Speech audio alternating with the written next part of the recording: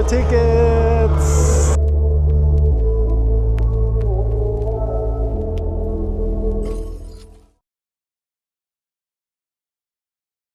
Hello guys, welcome back to our channel. Today is a very special day because it is my birthday. My 40 years old na siya. Oy. 34 lang.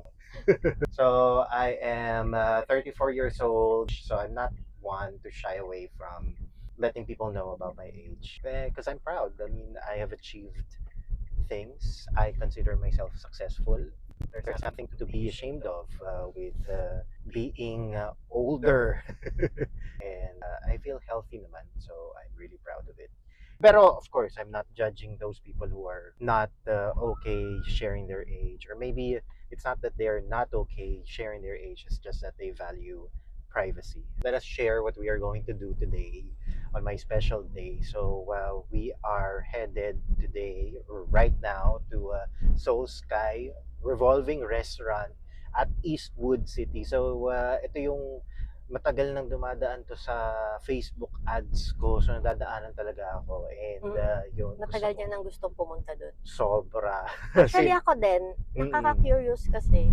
Habang kumakain ka, umiikot yung dining area niya. Yes. So, curious ako, may hilo kaya tayo habang umiikot siya. Pero alam ko naman, slow lang yung pag-ikot yun. Pero syempre, di ba, it's a different experience. And I have a fascination over revolving restaurants. This is actually my first time. How about you, love? First time ko din, no. So this is our first time to try a revolving restaurant. But we checked the menu naman, and it's not so bad. The prices are not so bad. And they have a wide menu talaga. So marami kang pwedeng pagpilian. Meron din bingsu. Yes, bingsu. We are going to try that. So based dun sa explanation namin, no, and based dun sa pangalan, yes, it is a Korean restaurant. We are going to try that, and share this with you because yesterday, and I was in a meeting, and this coworker of mine shared that her friend said that her New Year's resolution for this year is to become cringe. You know, just do anything that will make you cringe. Anything. And I said, I like it because we've been holding back from doing things that we have always wanted to do for fear of baka mawirduhan yung mga tao sa paligid natin kapag ginawa natin yun. Katulad nitong vlogging. So I would say, I think Liza and I will be embracing that as well.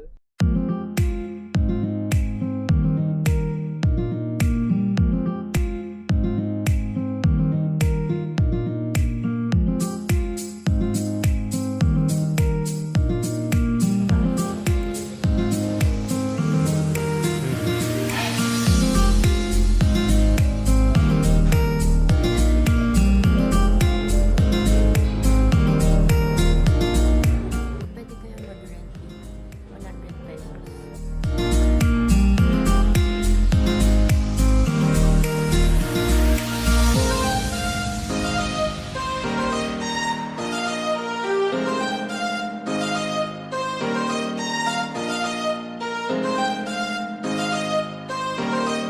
Guys, finally, we made it here sa Soul Sky Revolving Restaurant. So, kami yung una.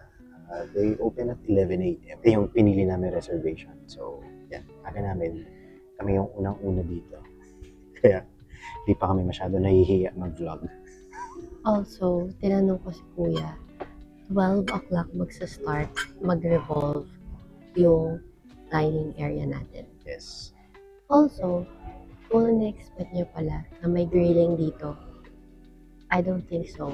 Parang kahit saan ka umupo, walang grilling. So, isi-serve nilang luto na. Yes. Pero okay lang yan. Kasi at least kapag sinerve sa yung luto na, you don't have to cook, right? And hindi ka mag-aamoy ulam or uso.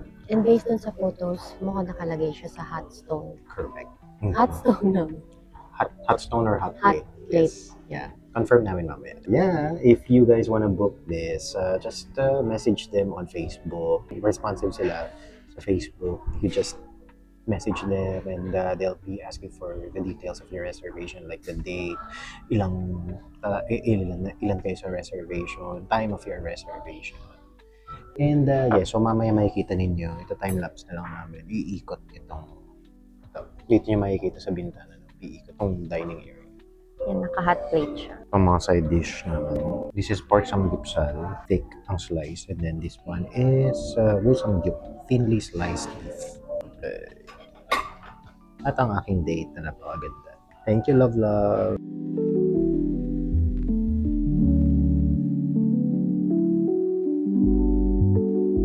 Yung pork samgyeopsal natin is aged pork samgyeopsal. Ano sa tingin mo yung kakaiba sa kanya? Baka 34 years old na rin siya. Happy birthday. Kasi hesitant ako nung unang umorder sa kanya kasi baka matigas. Kasi nga, Aged. aged na. Tanda na siya. Baka baliktad, lumalambot habang tumatanda. A few moments later. Nag-start na kami umiko. 11:58 pa lang. 2 minutes early. Kasi mga Baka 4 testing. tables na tayo ngayon. Testing. So, ito na kaya yung speed na yun. I think so. Kasi kapag binilisan pa nila to, mahihilo tayo. Nagulat lang ako nung una siya. Nung gumalaw na siya. Kasi Medyo mararamdaman niya. nakatingin kasi ako dito sa edge niya. Tapos nakikita mo. Nag-move. Actually, may motion, may ano siya. Meron medyo nararamdaman. Or dahil sa nakatalikod naman ako dun sa iiwan yung kaluluwa ko.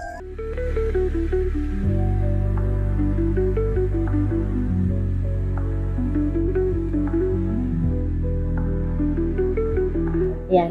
Tapos na tayo sa ating main course. We're just waiting for the dessert. Yep.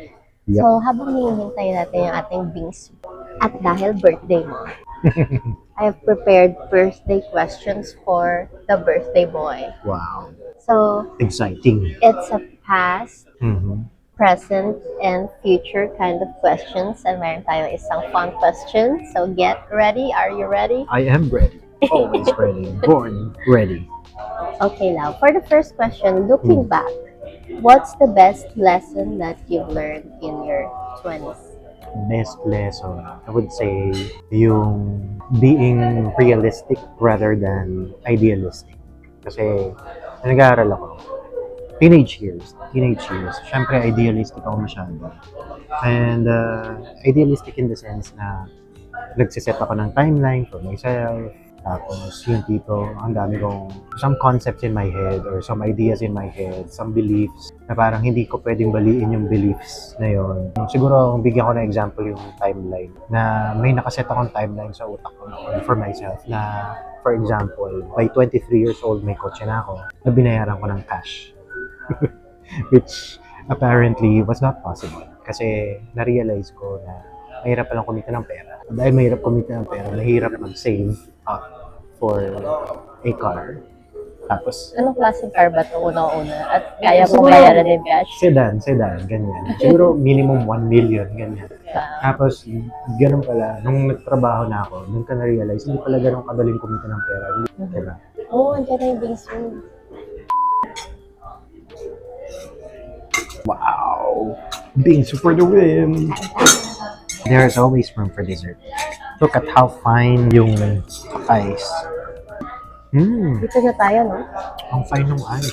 Pakita Nag-asawa natin. naman na tayo. Grabe oh. Grabe yung yellow, parang snow. Actually, Kita nyo yan oh. going back, birthday boy. Also, add ko lang din na kaya mo naman i-cash yung car na 1 million, sabihin natin. Pero, sayang din kasi yung cash na you have in hand, pwede mo pa siyang ma-reinvest. Exactly. So no matter how hard you work for it, if the circumstances do not align with what you're planning to do or what you want, then hindi talaga siya magiging possible.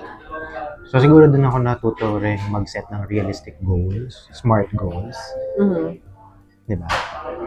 Yun, Specific, measurable, attainable, realistic, time-bound. time-bound. Smarter, efficient, and relatable. So yung ginawa kong pagsiset ng goals ay time-bound lang, but not really realistic and not attainable.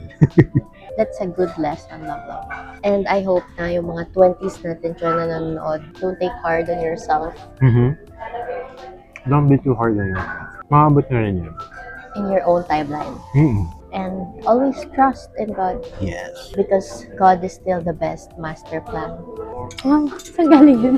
So now that you are 34, love, what's one skill or hobby you'd love to master before turning 35?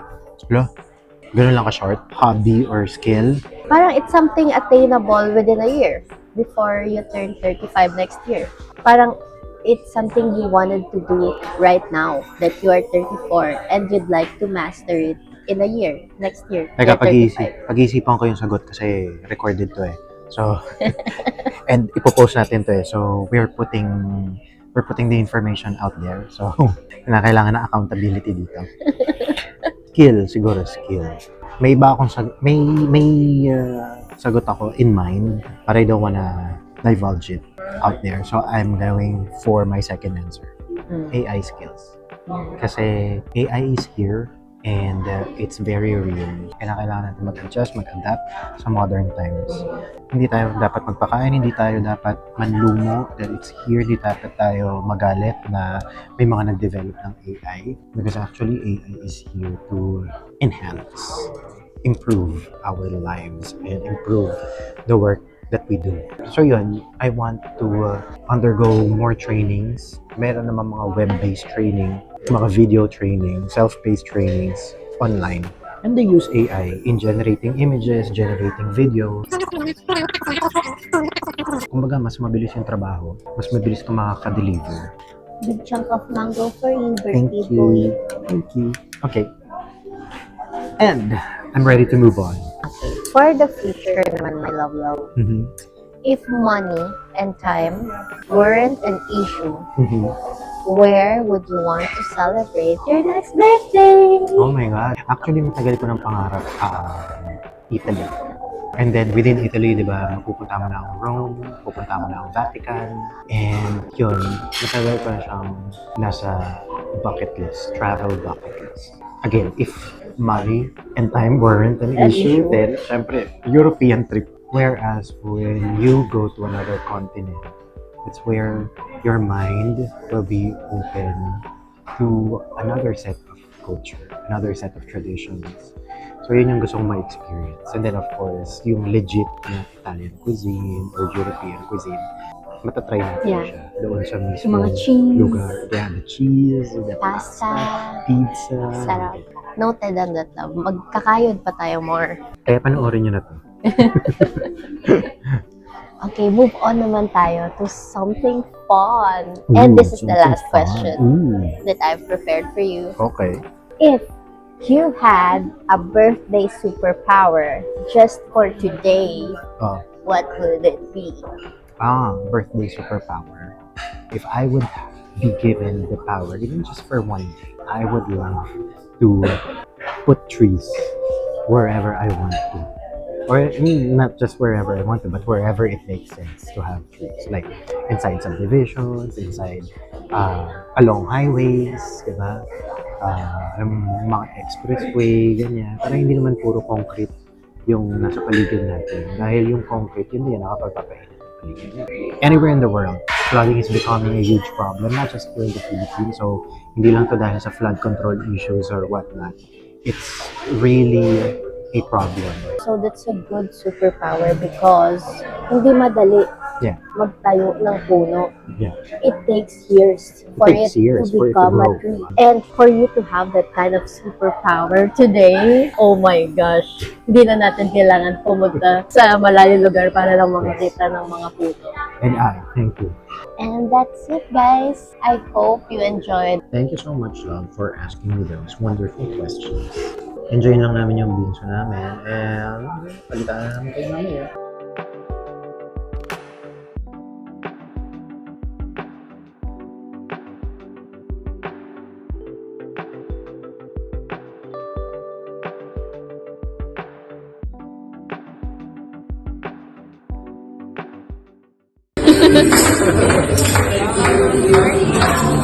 Thank you.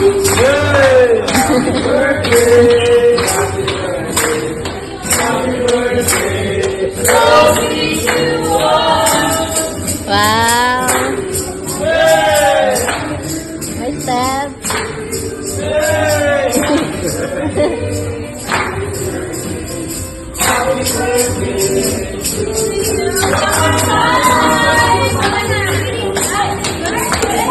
Happy birthday to sir. Thank you. Thank you.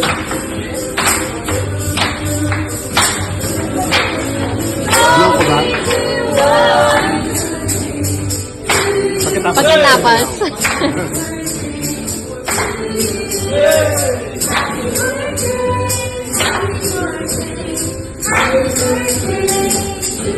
Thank you. Thank you. Tip box to, no? Ah, Okay. Ako na pala dyan. blow ko na. Birthday wish!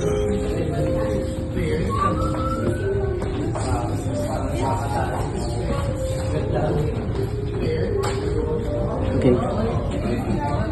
Yay! Happy birthday! Love, Ah, masaya ka ba o nagulat ka sa birthday song mo? gulat ako. Hindi mo ba yun in-expect? Hindi ko in-expect na may ganun. Ganun pala kaya yung grande. Akala ko may bibigay lang na complimentary na tapos kakanta lang na happy birthday. Talagang may background May dance music step pala. pa. Alam na tuloy nung nasa kabilang table. Medyo nahihiya tuloy ako. As an introvert. So for our second activity on my birthday is time zone. Time zone.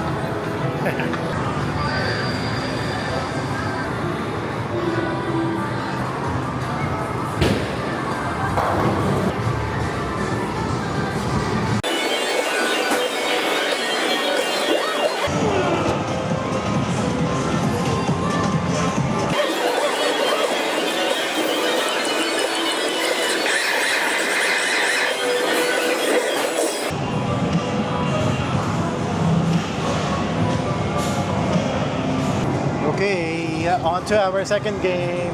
Ano yan? Sink it. Sink it.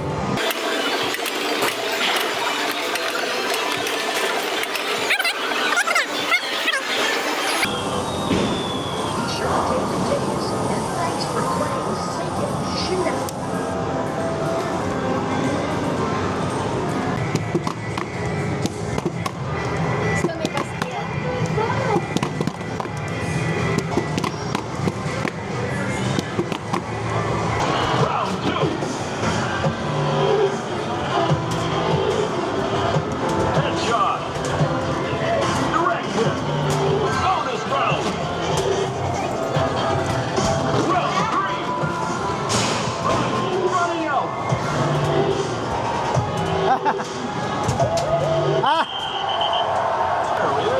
Red team. More tickets.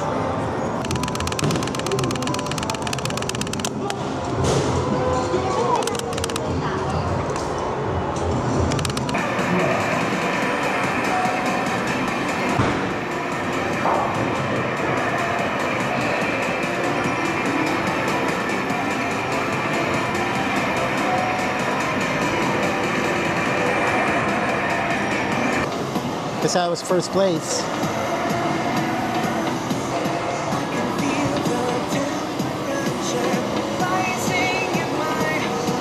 Ayan guys, yan lang naman yung request ng birthday boy for today, ang mag-time zone. So favorite namin mag-time zone dito sa Green Hill kasi unang-una bago lang siya, maraming mga games.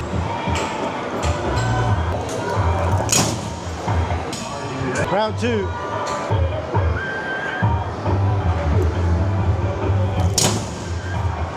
Kita mo yan?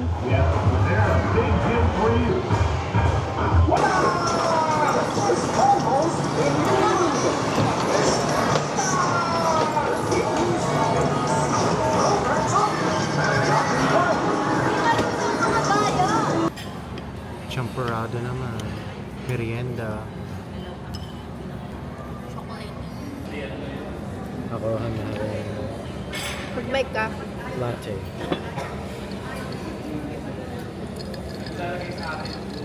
Iced latte. Hello guys, we are now at Muji. She bought a new planner. From 345 to 90. Yes, So nakasale. maganda mamili pagka mga after New Christmas.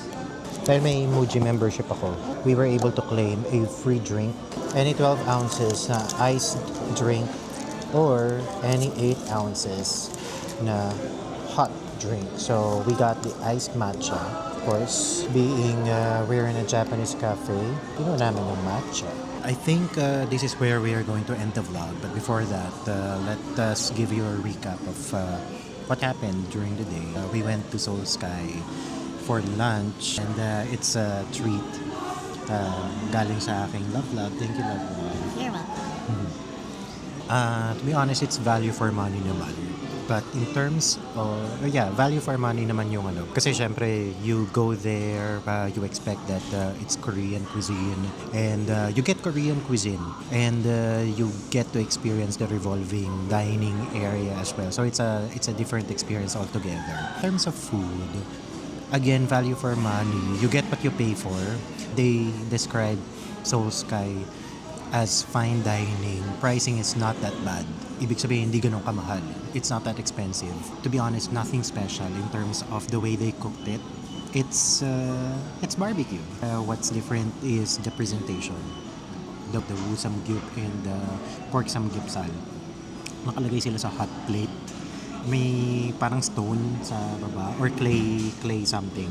Tapos naka-elevate siya. So yun. Overall, it's a good experience naman din. Mm-hmm. Maganda-ganda na view doon sa taas. Yes. Also, reminder din na sobrang lamig din doon sa taas. Yes. Lalamigin So, talaga. magdala kayo ng jacket. Kasi may mga ate doon kanina na naka-sleeveless Correct. and naka-backless. Ah. Napa-jacket talaga sila sa loob. Yeah. And another tip, kasi pumunta nga kami doon ng 11 a.m. on a weekday. And sinerve agad yung food by a few minutes, like 10, Mga 20. 15 minutes. Ayun, 15 Mm. minutes lang na-serve na. Yeah. So, Mabilis lang sila tinanong mag-serve. ko si kuya kung what time ba siya mag-start iikot. Siyempre, yun yung exciting part lang. Yep. So, apparently, it's 12. It starts at 12. So, nag-end siya after 30 minutes and then it will resume at 5 p.m. daw. So, the best time for you to go there is on a weekend. So, yung weekend is buong araw siyang iikot. Tama ba ka, love? Yes. Yun yung sabi nila. Continuous yung ikot niya. Actually, yung 5 p.m. onwards, continuous na rin. 5 p.m. onwards on weekdays, continuous na rin yung ikot niya.